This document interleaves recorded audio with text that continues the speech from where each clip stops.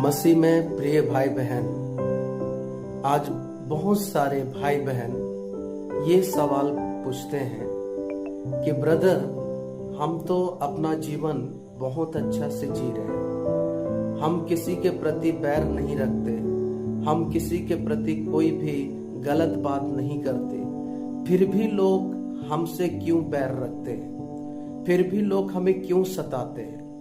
आज आप सभी भाई बहनों को मैं उत्साहित करना चाहता हूँ और आपको बताना चाहता हूँ, ये जो बैर है जो लोग आपसे करते हैं या आपको सताते हैं, तो उसके लिए आपको चिंता करने की जरूरत नहीं है। उसके लिए आपको अपने जीवन में किसी भी प्रकार का गलत डिसीजन लेने की जरूरत नहीं है। बस आपको ऐसे लोगों के साथ कैसा बर्ताव करना है, आज मैं उसी बात को बताना चाहता हूँ। और मैं इस बात को भी बताना चाहता हूँ कि वो कोई बुरा इंसान नहीं है जो आपसे बैर रखता है, वो कोई गलत व्यक्ति नहीं है जो आपसे बैर रखता है। वो गलत इसलिए है क्योंकि उसके अंदर में जो स्पिरिट काम कर रही है वो शैतान की स्पिरिट है और उसके अंदर से वो काम कर रही है। तो ऐसे परिस्थितियों में जब कोई आपसे बैर करे, जब कोई आपको सताए, जब कोई आपको दुश्मन मान ले, तो उस समय में केवल और केवल दो काम कीजिए। और ये दो काम जब आप करेंगे, विश्वास कीजिए, आप अपने बैरी को या अपने सताने वाले के जीवन को बदलता हुआ देखेंगे। क्या आप चाहते हैं कि जो आपसे बैर रखते हैं, डाह करते हैं, उनका जीवन बदल जाए?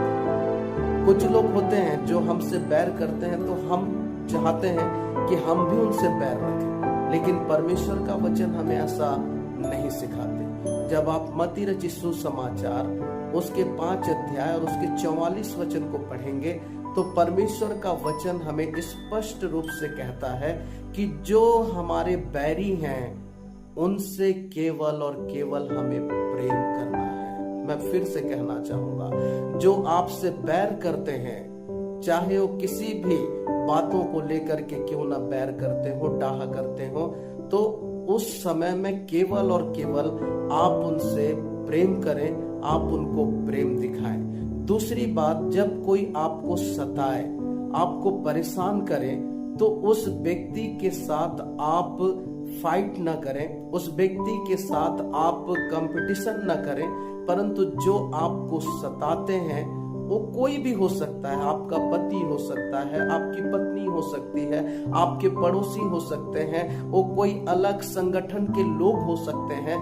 जब आपको सताएं, आपको बैरी बनाए, तो उस परिस्थिति में केवल और केवल उनके लिए प्रार्थना करें, आप उनके लिए प्रार्थना करें। और जब आप ऐसे सताने वालों के लिए प्रार्थना करेंगे, आप विश्वास कीजिए, परमेश्वर की आशीषों को आप अपने जीवन में आते हुए देखेंगे, आप अपने बैरी के जीवन को बदलते हुए देखेंगे, आप अपने सताने वाले लोगों के जीवन को बदलते हुए देखेंगे।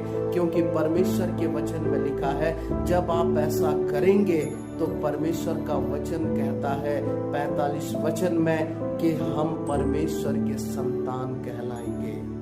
और एक परमेश्वर का जो संतान होता है मेरे प्रिय भाई बहन, वो बैरी से भी प्रेम करता है, वो सताने वालों से भी प्रेम करता है, उनके लिए प्रार्थना करता है। इसलिए जब कभी कोई आपको परेशान करे, सताए, आप अपने मुंह से कभी भी गलत बात न करना, आप अपने मुंह से कभी भी उसको श्राप न देना। क्योंकि परमेश्वर के वचन में लिखा है रोमियो में कि जो तुम्हें सताते हैं उन्हें तुम आशीष दो, श्राप ना दो।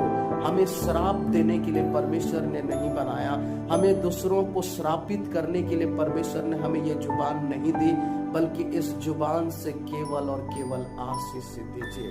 क्योंकि परमेश्वर का वचन हमें इस बात को सिखाता है कि जब जब हमें कोई सताए, जब जब कोई हमसे बैर करे, उस समय में केवल और केवल दो ही काम करें, अपने बैरी से प्रेम करें और दूसरा अपने सताने वालों के लिए निरंतर प्रार्थना करें। और आप देखेंगे एक दिन जब आपका बैरी जो आपसे डाह करता है, जो आपसे नफरत करता है, जब वो बदल जाएगा तो उसके जैसा प्रेम करने वाला आपको दुनिया में कोई नहीं मिलेगा। जब कोई सताने वाला व्यक्ति आपकी प्रार्थना से बदल जाएगा, उसके जैसा सेवा करने वाला और उसके जैसा काम करने वाला और उसके जैसा आपको आदर देने वाला कोई भी नहीं मिलेगा।